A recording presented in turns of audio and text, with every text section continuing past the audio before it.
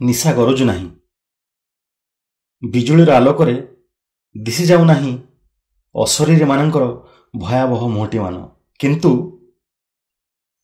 ରାଜା ବିକ୍ରମାର୍କ ବେତାଳର କାହାଣୀ ଶୁଣିଲା ଭଳି ଆପଣ ଏଇ କାହାଣୀଟି ମନ ଦେଇ ଶୁଣନ୍ତୁ।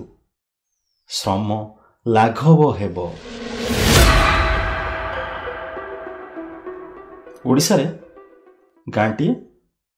ସେ ଗାଁରେ ମକରା ଆଉ ଚକରା ଛୁଆବେଳୁ ଭାରି ସାଙ୍ଗ। ଏକାଠି ଦୁଇ ଯିବାଠାରୁ ଆରମ୍ଭ କରି ଏକାଠି ସ୍କୁଲ ଯିବା ଯାଏଁ ସବୁ କାମ ସେମାନେ ଏକାଠି କରନ୍ତି। ମାନେ ସବୁଠି ସେ ବନ୍ଧୁତ୍ୱ ଦେଖିବାକୁ ମିଳେ। ଗୋଟେ ଜିନିଷ କିନ୍ତୁ ଦୁଇ ଜଣଙ୍କ ଭିତରେ ପୁରା ଅଲଗା। ଚକରା ସବୁ ଜିନିଷକୁ ଛୁଞ୍ଚି ମାଛି ପରୀକ୍ଷା କରେ ଆଉ ଅନେକ ସମୟରେ ଅଯଥା ପ୍ରଶ୍ନ ବି ପଚାରେ। କିନ୍ତୁ ମକରା ପୁରା ସାଧା ସିଧା। ଏଇ କାଲିକା କଥା, ଦୁଇ ଜଣ ଯାକ ଯାଇଥିଲେ ବରା ପିଆଜି ଦୋକାନକୁ। ମକରାକୁ ଜବର ଭୋକ।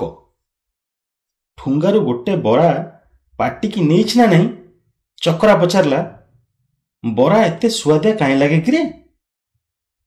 ମକରା କହିଲା, ତେଲ ଲୁଣି ଜିନିଷ ତ, ସେଥିପାଇଁ ସୁଆଦିଆ ଆଉ।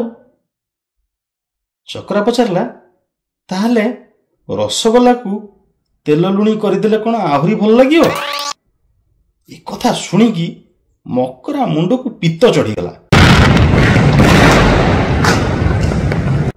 ଆଉ ସେ କହିଲା, ମତେ ଖାଇବାକୁ ଦେ, ନହେଲେ ଗୋଟେ କାନ ମୁଣ୍ଡାକୁ ଦେବି ଯେ ପେଁ ପେଁ ହେଇକି ଘରକୁ ପଳେଇବୁ। ଚକରା ଟିକେ ଦାନ୍ତ ଦେଖେଇକି ଚୁପ୍ ହେଇଗଲା। ଏମିତି ଦିନ ପରେ ଦିନ ଗଡ଼ି ଚାଲିଲା। ମକରା ଚକରା ବଡ଼ ହେଲେ, ଚାକିରି ବାକିରି କଲେ। ଦିନେ ମକରା କହିଲା, ଆରେ ଚକରା, ଟିକେ ବାହାର ଜାଗାକୁ ବୁଲିଗଲେ ହୁଅନ୍ତାନି? ଚକରା କହିଲା, ଚାଲୁନୁ, ମୁଁ କିଏ ମନା କରିବି, ଟିକେ ବୋବାଲ କରିବା ଆଉ। ତେଣୁ ଜାଗାଟା ଠିକ ହେଲା ତାମିଲନାଡୁର ରାମେଶ୍ୱରମ। ଦୁହେଁ ପେଡ଼ି ପୁଟୁଳା ଧରି ବାହାରିଲେ। ଟ୍ରେନରେ ଗଲାବେଳେ ମକରା ତା କ୍ୟାମେରାରେ ଚିଲିକାର ଫଟୋ ଉଠାଉଛି। ଆଉ ଏତିକି ବେଳେ ଚକରା ପଚାରିଲା, ବହୁତ ଜାଗାରେ ସମୁଦ୍ର ପାଣି ଭିତରକୁ ପଶି ଆସିଲେ ମଧୁର ଜଳ ହେଇଯାଏ, କିନ୍ତୁ ଏ ଚିଲିକା ପାଣି ଲୁଣିଆ ହେଇକି କାହିଁକି ରହିଗଲା? ମକରା କହିଲା, ଦେଖେ, ଟିକେ ମୁହଁରେ ତାଲା ପକା ଆଉ ମତେ ଫଟୋ ଖିଞ୍ଚିବାକୁ ଦେ। ଚକରା ସାଙ୍ଗେ ସାଙ୍ଗେ ଧରି ପକେଇଲା କଥାଟାକୁ ଆଉ କହିଲା, ଏ ଖିଞ୍ଚିବା କ'ଣ କିରେ? ଫଟୋ ଉଠେଇବାକୁ ଖେଚୁଡ଼ି କରିକି ତୁ ଖିଞ୍ଚି ଦେଇଛୁ ବୋଧେ। ମକରା ଟିକେ ମୁରୁକି ହସ ଦେଇ ଫଟୋ ଉଠେଇବାରେ ଲାଗି ପଡ଼ିଲା। ଆର ଦିନ ଟ୍ରେନ ପହଞ୍ଚିଗଲା ରାମେଶ୍ୱରମରେ। ମକରା ପୁରା ଧାର୍ମିକ। ଆଉ ଟ୍ରେନ ପହଞ୍ଚିଲା କ୍ଷଣି ରଡ଼ି ଛାଡ଼ିଦେଲା, ଜୟ ରାମେଶ୍ୱର। ଚକରା ସାଙ୍ଗେ ସାଙ୍ଗେ ପଚାରୁଛି, ଆରେ ମକରା, କୋଉଠି ଗୋଟେ ହୋଟେଲ ଦେଖିବା, ଭାରି ଭୋକ ହେଲାଣି, ଆଜି ଭାତ ଚିକେନ ମାଡ଼ କରିବା। ମକରା ମୁଣ୍ଡଟା ଖରାପ ହେଇଗଲା ଆଉ କହିଲା, ହଇରେ ନାସ୍ତିକ, ତତେ ଟିକେ ଲାଜ ଲାଗୁନି? ତୀର୍ଥସ୍ଥାନକୁ ଆସିକି ଏମିତି କଥା କହୁଛୁ? ଚକରା ସାଙ୍ଗେ ସାଙ୍ଗେ ଚେନ୍ନାଇରେ କିଣିଥିବା ବରାକୁ ମକରାକୁ ଦେଇଦେଲା ଆଉ କହିଲା, ଟିକେ ଖାଇଦେ, ଭୋକ ଲାଗୁଥିବ। ହୋଟେଲରେ ରହିକି ଟିକେ ସୁସ୍ଥ ହେଲା ପରେ ଆରମ୍ଭ ହେଲା ରାମେଶ୍ୱରମ ଭ୍ରମଣ।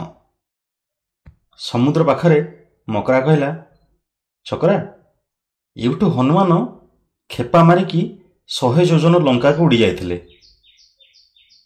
ସାଙ୍ଗେ ସାଙ୍ଗେ ଚକରା ଇଣ୍ଟରନେଟରେ ଦେଖିଲା ଯେ 100 ଯୋଜନ କ'ଣ 800 ମାଇଲ ଦେଖାଉଛି।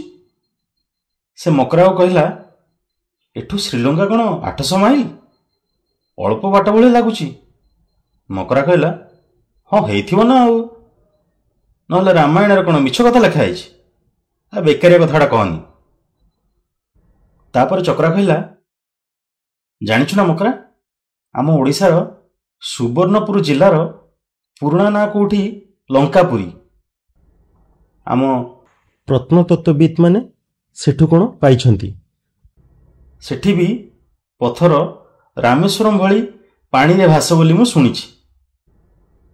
ମାନେ କିଛି ପଥର, ତାମାନେ ଏ ସୁବର୍ଣ୍ଣ ଆଉ ଲଙ୍କାକୁ ମିଶେଇକି ସୁବର୍ଣ୍ଣ ଲଙ୍କା କରିଦେଇ ନାହାନ୍ତି ତ? ମକରା କହିଲା, ଏତେ ଭାବନି, ଆଉ ଯାହା ରାମାୟଣରେ ଲେଖା ହେଇଛି ସେଇଟା ସତ।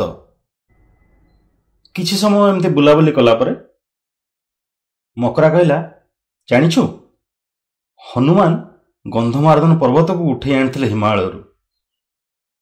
ଚକରା କହିଲା, ତାହେଲେ ଏଇନି ସେ ଗନ୍ଧମାର୍ଦ୍ଦନ ପର୍ବତ ଓଡ଼ିଶା ପାଖରେ କେମିତି ଅଛି? ମକରା କହିଲା, ହଇରେ ବୋକା, ହନୁମାନ ସେ ପର୍ବତକୁ ପୁଣି ହିମାଳୟକୁ ନେଇକି ଯାଉଥିଲେ। ଅଧା ବାଟରେ ଭାବିଲେ ଯେ ଏତେ ବାଟ ଯାଇକି ଲାଭ ନାହିଁ, ଆଉ ଓଡ଼ିଶା ପାଖରେ ରଖିଦେଲେ। ଚକରା କହିଲା, ଆଉ ଗୋଟେ କଥା ଭାବିଲୁ, ଗନ୍ଧମାର୍ଦ୍ଦନ ପର୍ବତ ଓଡ଼ିଶାରେ ଥିଲା କିରେ ପ୍ରଥମରୁ? ଆଉ ହିମାଳୟ କଥା ସେମିତି ଯୋଡ଼ା ହେଇଛି? ମକରା କହିଲା, ତତେ ମୁଁ ଯାହା କହିଲି ସେଇଆ ହିଁ ଠିକ, ସେଇଟା ହିଁ ସତ, ତ ବେଶୀ ତର୍ଜମା କରନି। କିଛି ସମୟ ପରେ ମକରା ପଚାରୁଛି, ଚକରା, ଲକ୍ଷ୍ମଣ ଆଉ ସୁପର୍ଣ୍ଣଖା କଥା ଜାଣିଛୁ? ଚକରା କହିଲା, ହଁ ଜାଣିଛି, କିନ୍ତୁ ଗୋଟେ ସନ୍ଦେହ।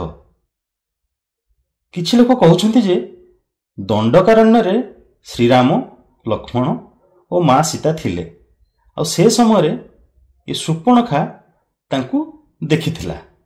ଯଦିଓ ନାକକଟା ଘଟଣା ମହାରାଷ୍ଟ୍ରର ନାସିକରେ ହୋଇଥିଲା ବୋଲି କିଛି ଜାଗାରେ ଗୁଗୁଲରେ ପଢ଼ିଛି। ତା ମାନେ କ'ଣ ସୁପର୍ଣ୍ଣଖା ଲଙ୍କାରୁ ଏଠିକି ଆସିଥିଲେ ନା ସୁବର୍ଣ୍ଣପୁରରୁ? ଯଦି ଲଙ୍କାରୁ ଏଠିକି ଆସିଥିଲେ ତାହେଲେ କ'ଣ ବୁଲିବା ପାଇଁ? ଏତେ ଦୂର କ'ଣ ପାଇଁ ଆସିଥିଲେ? ମକରା କହିଲା, ହଉ ଛାଡ଼ ସେ କଥା, ମୋର ବେକାରିଆ କଥା ଶୁଣିବାକୁ ସମୟ ନାହିଁ। କିଛି ଦିନ ଏମିତି ବୁଲାବୁଲି କରି ମକରା ଆଉ ଚକରା ଓଡ଼ିଶା ଫେରିଲେ। ଟ୍ରେନରୁ ଓହ୍ଲେଇ ବସ୍ ଧରିବାକୁ ଗଲେ। ବସ୍ଷ୍ଟାଣ୍ଡ ପାଖରେ ଗୋଟେ ସୀତା ଅଶୋକ ଫୁଲ ଗଛଟିଏ ଥିଲା।